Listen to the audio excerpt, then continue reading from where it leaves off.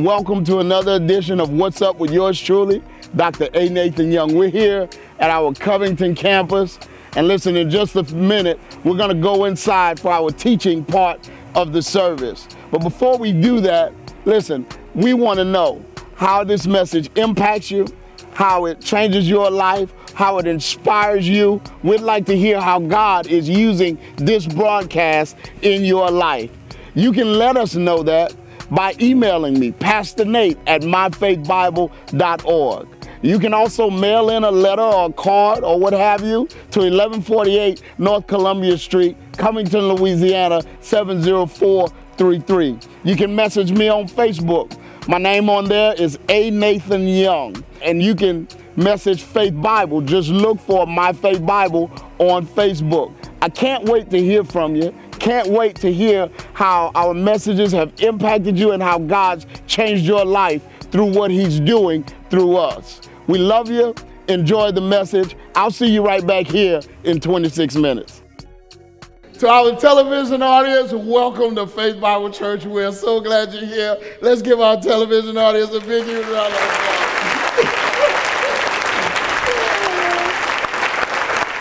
We're starting a new series today that I'm super duper excited about, man.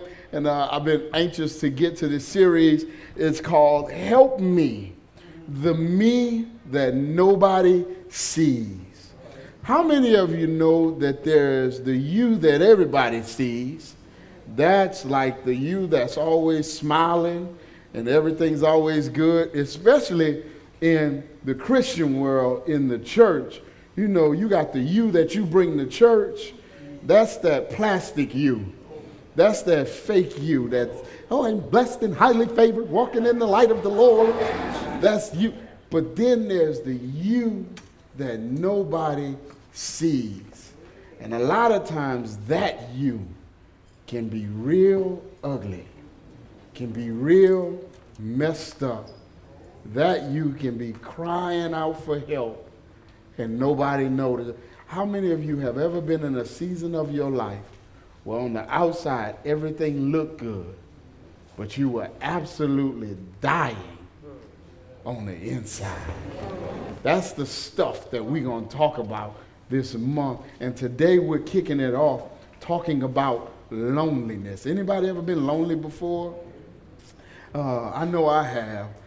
We all battled loneliness. Did you know that in this technological age where we have all of these advancements going on, where we can connect to people easier now than we ever could before, did you know that loneliness of all things is the biggest problem people are facing today?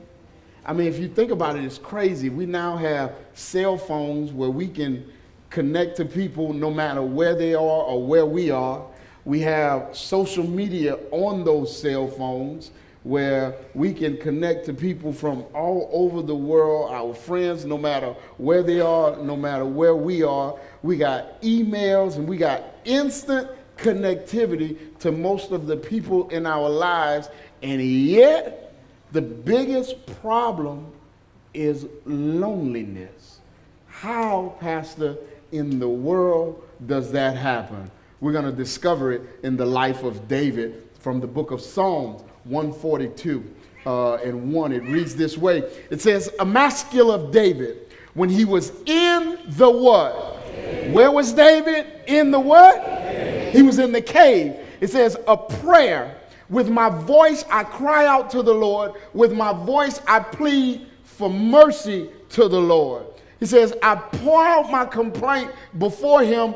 I tell my trouble before him. He says, when my spirit faints within me, you know my way. In the path where I walk, they have hidden a trap for me. This is our key verse. Look to the right and see. There is none who takes notice of me. And then he says, no refuge remains to me. And then he says, no one cares for my soul. Watch it. Verse 5, he says, I cry to you, O Lord. I say, you are my refuge, my portion in the land of the living. He says in verse 6, attend to my cry, for I am brought very low. Deliver me from my persecutors, for they are too strong for me. Verse 7, he says, bring me out of prison, that I may give thanks to your name. The righteous will surround me, for you will deal bountifully with me.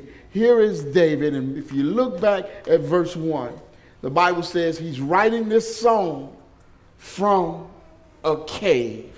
Pastor, how did he end up in a cave? Well, first look in verse 4 and let's see how he was feeling in that cave. He says, look to the right and see there is none who takes notice of me. No refuge remains to me. No one cares for my what? I don't have anybody who cares about me. I don't have anybody who cares about what I'm going through. I don't have anybody who cares about what I'm experiencing. I don't have anybody who understands. I'm all alone in this world. David was saying, I am lonely. Anybody ever feel like that? Never forget, man, you got to watch loneliness. The reason why is because loneliness can be like a monster. It stays inside until it grows and it grows and it grows, and eventually it turns into nasty stuff like depression, nasty stuff like addiction, nasty monsters that are life dominating. Never forget, I told you this story before about Emery. When Emery was about 4 or 5 years old, Emery got in a habit for about 4 or 5 nights in a row. He was coming into me and Joyce's room, and he was asking if he could sleep with us. And we would let him come on in. Yeah, come on, let him sleep with us. And I ain't really like it, but I ain't say nothing. At least for the first 4 nights I did.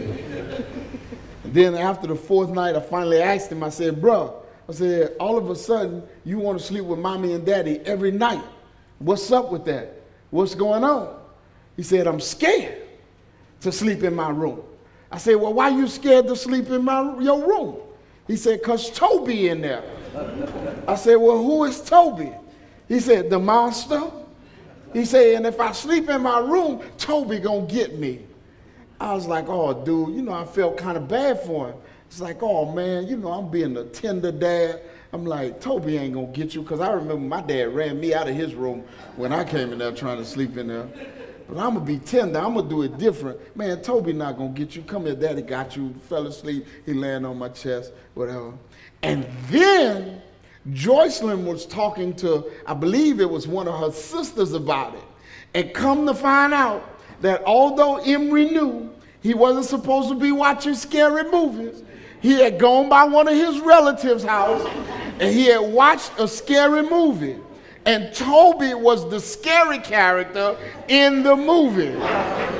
And so now he's scared to go to sleep. I said, oh, so that's what happened. Joyce like, yeah, that's what happened. And the next night, I stayed up waiting on him. And sure enough, about midnight, I hear boom, boom, boom, boom. I say, here he come. He coming up. Mama and Daddy, can I sleep with y'all? I said, no! You can't sleep with us. Get back in your bed. And I hope Toby get you. Joyce was mad at me for a little while.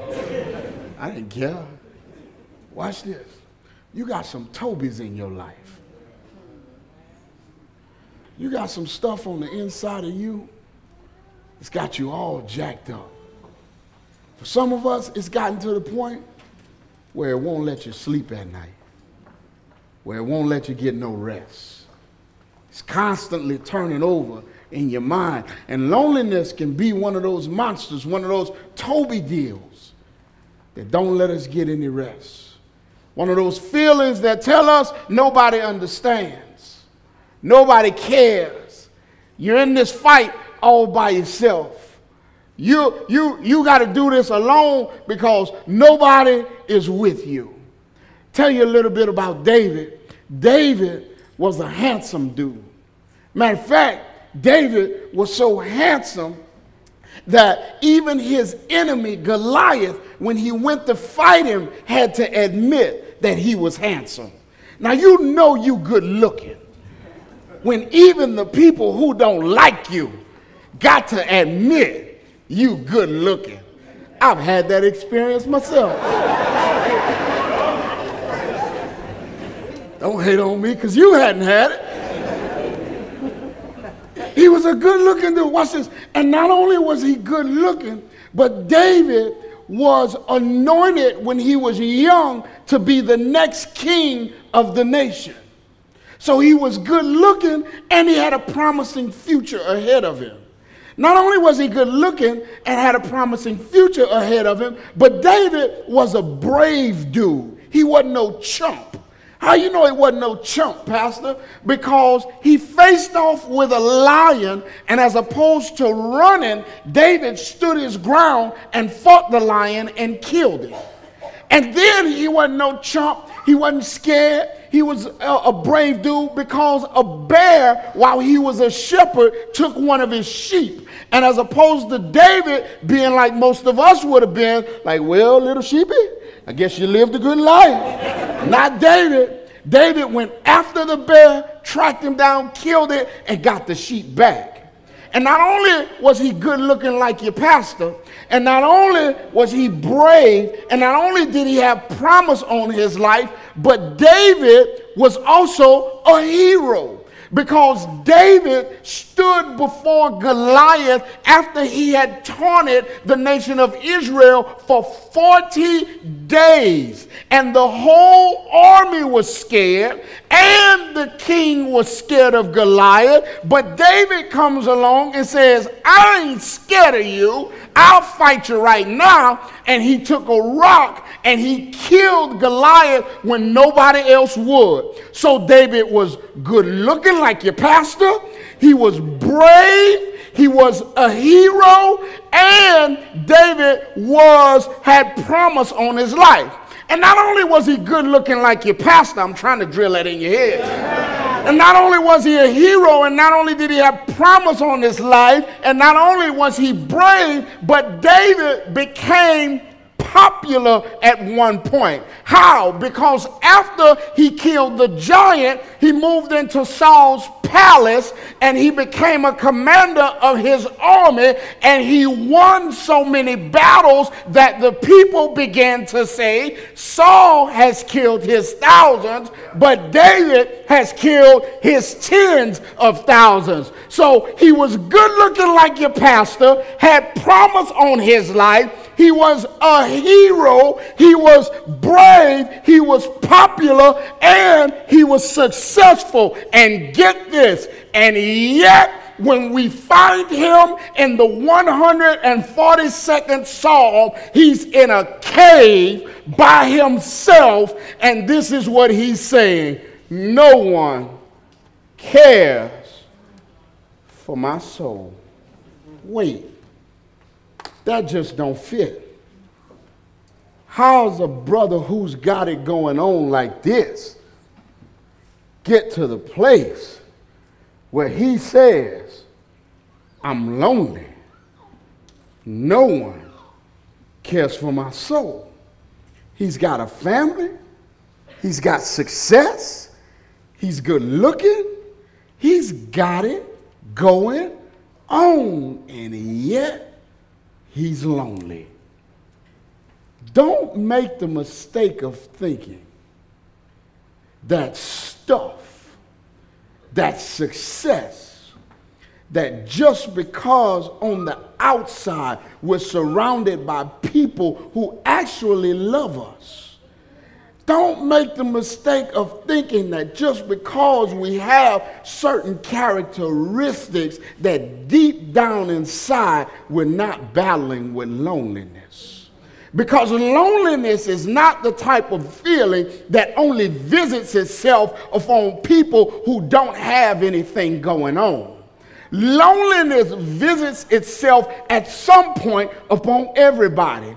Because you can have all of this stuff going on, and then you can have that one situation who the enemy convinces you that nobody else is going through what I'm going through in that area. that nobody else understands what I'm dealing with in that area. Loneliness is a feeling that will strike all of us. Well, Pastor, how did David get in this situation? Well, when David started killing all them people, Saul got jealous.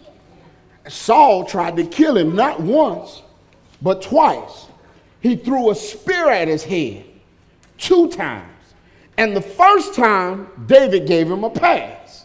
The second time, David ducked the spear, it hit the wall, and David said, all right, this dude's for real. It's time to go. And he got out of there. He went on the run. And watch this. He goes on the run, and he goes to a place called Hebron, which is still a city of the king.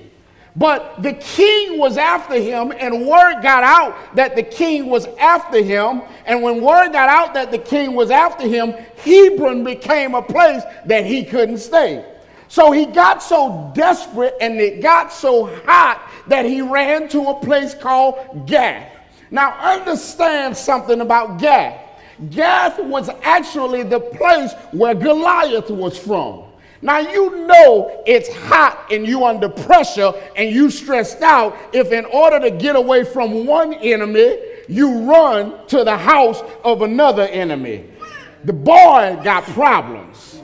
So he runs away from Gath and he finds himself in this cave called Adullam. And that's where he writes this song. Now, we don't know if he was by himself or if he had people with him. But most likely, he had people with him, and here's the reason why. Give me 1 Samuel chapter 22, verse 1 and 2. Stick with me, y'all. We're going somewhere. It says, David departed from there and escaped to the, what's that word? Of Adullam. And when his brothers and all his father's house heard it, they went down there to him. Watch this. I want you to get this. And everyone who was in distress, and everyone who was in debt, and everyone who was bitter in soul gathered to him. Now, I want you to get this. He's already on the run. He's already trying to keep from getting killed. He's already running from Saul. And if he was asking the Lord for help, this is who God sent him.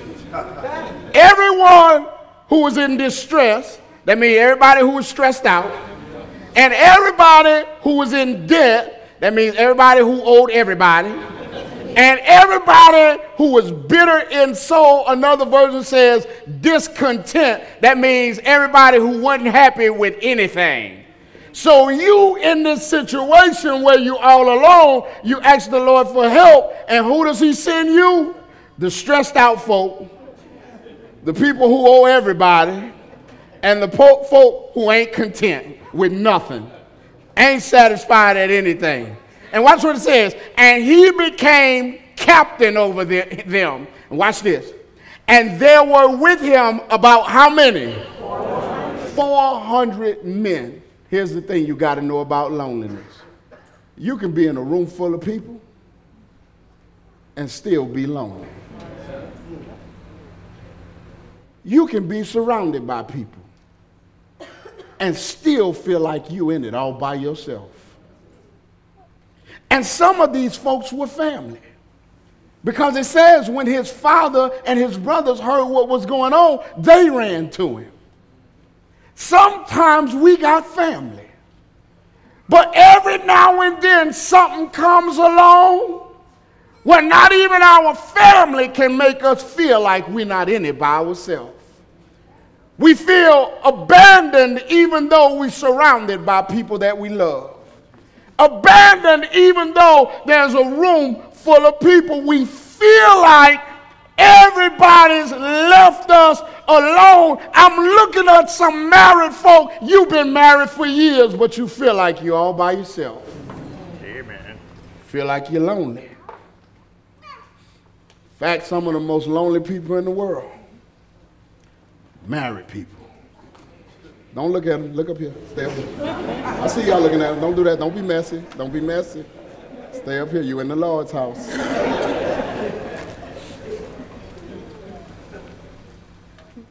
talking to somebody the other day. They're telling me, Pastor, I just feel like I'm in it all by myself. Like, no, I don't have no help. I'm lonely in this. And it's not a person who doesn't have friends. It's not a person who doesn't have family. But in this particular situation, this person felt like, I'm in this all by myself. Well, what do we do with it, Pastor? Watch what David did. Go back to Psalms 142:5. Watch what he does. It says, I cry to you, O Lord. Listen. The first thing you do when you feeling lonely, you got to hear me on this. It's going to sound super spiritual. It's going to sound like stuff that only Christians do, only super saved Christians do, is you got to learn to cry out to God. And listen, I've told you this before. Don't go to God with the fake stuff. Don't go to God, we go to God acting like we come to church, like we got it all together. And sometimes I really believe that the reason why we feel like God don't meet us in our prayer time is we go to him in a fake way. We go to him like we all got it together. I was watching somebody the other week who was going through it. And I mean going through it. And I'm sitting here going, I don't know how in the world they doing it. And I'm watching this person and they all, I'm fine. The Lord has me. Everything is good even though I'm going through this. Nothing shall separate me from his love, and I'm perfectly fine. And I want to say, you lying. Tell the truth. You're hurting. Your heart is heavy. And yeah, God's got you, but you ain't so spiritual that you don't feel nothing. I think sometimes we go to God like we don't feel nothing, and God in heaven is sitting down going, you lying. You here faking the funk with me like you all right. You lying. When you going to get real with me? When you going to tell me what's real? When you going to cry out to me? Tell me what's really on your mind. Tell me how you really feel about what's happening in your life. When you going to really express your feelings to me like you do with your girlfriend when you're on the phone. Talk to me like you talk to your partners when you're having a beer at the bar. Let me know how you really feel about what's going on in your life. Lord God, with all these spiritual platitudes, Father God, I know that everything is going to be all right. You need to go to God and get ugly sometime. Father, I stretch my hand to thee. No other help I know. If you withdraw your hand from me, Lord, the only reason why I got my sanity right now is because I can come to you. I can't handle what I'm going through. I don't know what to do with this situation, but oh, I got you. That's the only reason why I hadn't lost my mind. It's because I got you. That's what he says. I cry to you, oh Lord. I say, you are my refuge. What is a refuge, Pastor? Refuge is what you go to when everything's, all hell is breaking loose in your life. It's what you run to when when the chips are stacked against you. Refuge is a lot like your home where you run from perilous weather. Never forget, after Katrina, I had a tree fall on my house. And I hear all the horror stories about insurance adjusters. I must have got the only cool insurance adjuster in the nation, because the tree created a hole probably about this big. Wasn't very big at all. But this insurance adjuster came through and he told me, he said, I see you got that hole in your roof. He said, It's really just a patch. He said, but what I'm going to do is I'm going to write it up to replace the whole entire roof. I said, you going to do that for me? He said, yeah, I'm going to do that for you, Mr. Young. I said, cool. You would think that since I had enough money to replace the whole roof, that I would go ahead and at least hire a professional to fix the patch, right? Wrong. Because I still got a little brother man in me. So what did I do? I called my brother. I said, Jay, I'm going to pay you a little something. I want you to come over here and help me fix this hole in my roof. All right, bro, cool. Now ask me how much experience Jay got fixing roofs. None. Ask me how much experience I got fixing roofs. None. Oh, but we thought about it. And my grandfather said the only reason you ain't did it, because you ain't thought about it. We went up there and it seemed pretty easy. You cut a piece of plywood, and Joyce begged me to hire a professional. Nope, we're going to save this money. Cut a piece of plywood, take the old plywood out, put the patch in, put some tar paper over it, put the shingles on top of that, you're done. Simple, right? Yeah, until it rained. I'll never forget it. I was in the back of the house, and it was raining outside, and I heard my wife, who had told me to hire a professional, yell from the front of the house, Nathan, it is raining in my house. And you would think, like, I'd be like, uh-oh, but I ain't got enough sense to be like that. I said, girl, you crazy. It ain't raining in the house. I'm standing here watching it rain in my house, Nathan. I went to the front, and sure enough, guess what? It was raining in the house. Why was it raining in the house? Because I had decided I was going to create my own refuge instead of giving it to somebody who knew what they were doing with it. Hey, I'm looking at some folks, and through social media, through your job, through television, through other things, you're trying to create your own refuge. And the thing about it is the only thing that will cure your loneliness is God. Why? Because the only thing that will fill a God-sized hole is God. And you got a God-sized hole in your heart that you're trying to fill with everything else. For some of us, you're trying to fill it with shopping. And you're going to shop your loneliness away. And as a result, you in debt up to your ears and you still unfulfilled. For others of us, you're trying to fill it with television. And you watch 4 or 5 hours of television a night, and yet when the TV goes off, you get in the bed and the Holy Spirit says it's raining in the house. You get rain in the house. For others of us, you try to fill it with all kinds of other stuff, but when you lay down at night, you can't sleep, and the Lord speaks to you and says, it's still raining in the house. Why? Because the only thing that will fill the hole in your heart is a relationship with the Lord. You weren't designed to fill it with all of this other stuff. Watch this.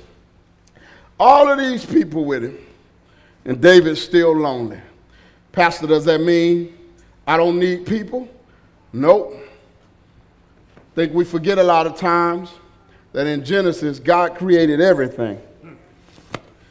And after he created everything, he said, it is good. And then he pointed to something that wasn't good. He looked at the fact that Adam was by himself. And he said, it is not good that man should be alone.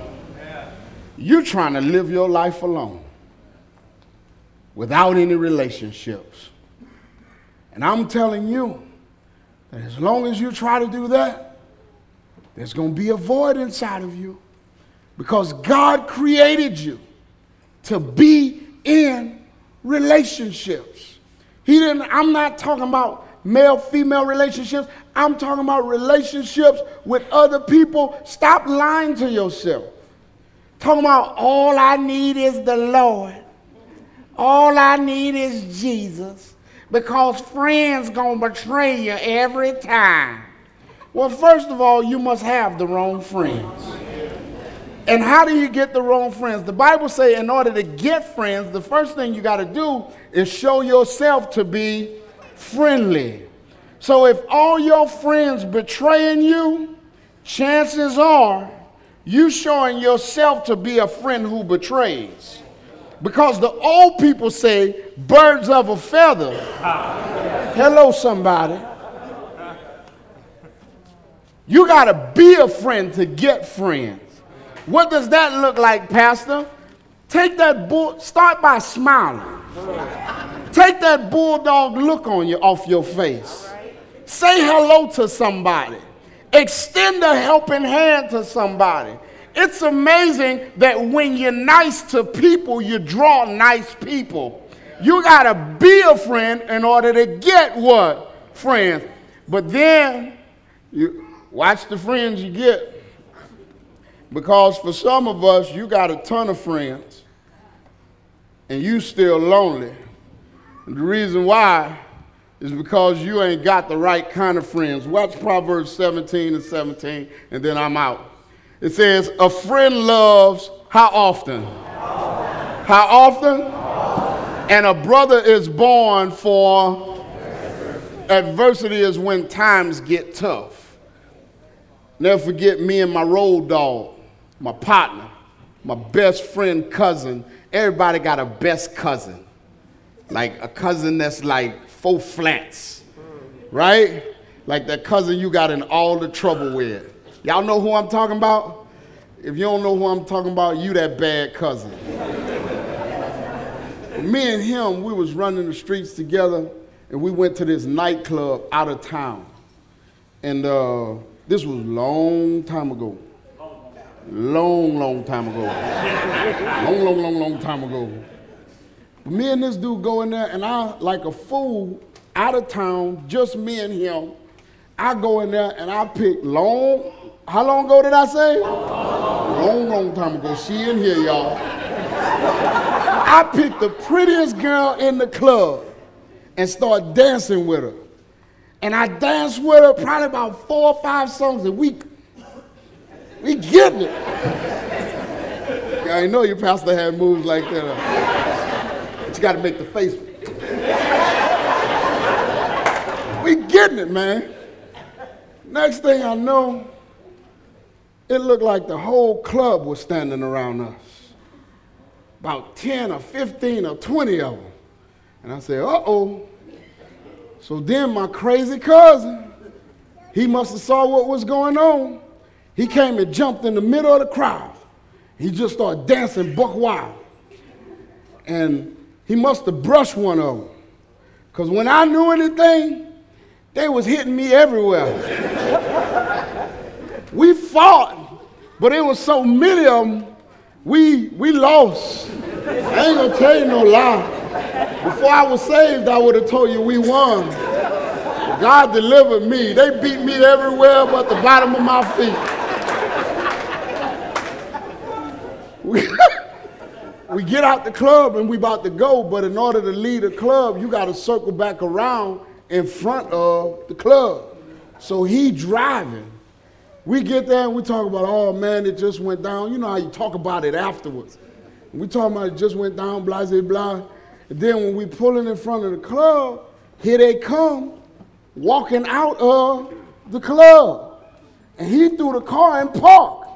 I said, what are you doing? He said, there they go, let's get them. And I had a Kevin Hart moment. I was like, I don't think that's your line. I think they supposed to say that. we supposed to step on the gas and get out of here as fast as we can. He jumped out the car. So when he jumped out the car, what am I to do? Somebody say, leave him. No, I can't do that. I had to jump out the car, and here we go again. Right about that time, I'll never forget it, a purple BMW pulls up, blacked out windows, it was like in a movie, pulls up and swoops right in front of us. Two dudes jump out of the back of the car, one on each side. Each one of these dudes had 2 Glock 45s in their hand. One of them ran up to him and pointed it in his face. The other ones ran up to me and pointed it in my face. I looked at him. He looked at me. I took off running.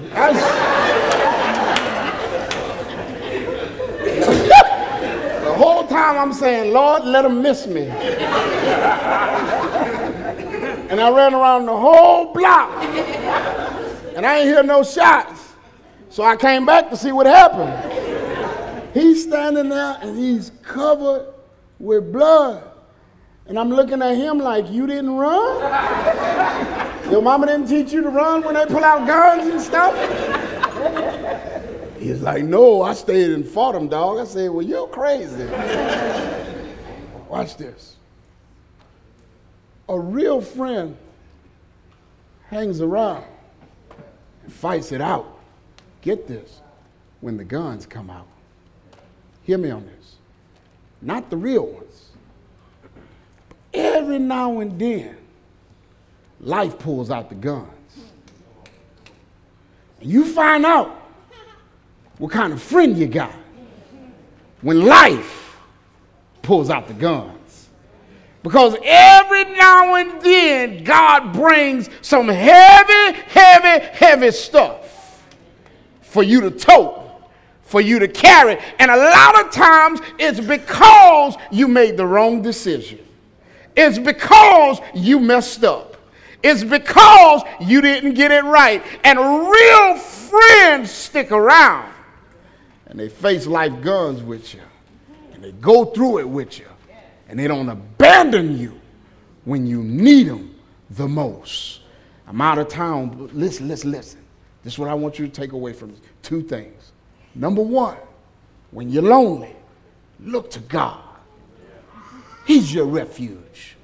And number 2, when you're lonely, seek out real friends. The only way to have real friends is first, you got to be one. Amen? Thank you so much for tuning in and listen. Remember, the way that we do this is through your support. So while you're thinking about it, go right now to myfaithbible.org, click on the giving tab to support this ministry. You can also download the My Faith Bible app where you can keep up with our podcasts and everything else. And please hear me, whenever you're in town, either Covington or Slidell, make sure you stop by and worship with us and let me know that you saw us on television first. The addresses are 1148 North Columbia Street in Covington, Louisiana. Those services are at 7:45 and 10:45. And then there's 57209 Allen Road in Slidell. That service starts at 9 a.m. sharp every Sunday morning. I can't wait to see you in person. Make sure you drop by and worship with us. See you right back here next Sunday morning at 7 a.m.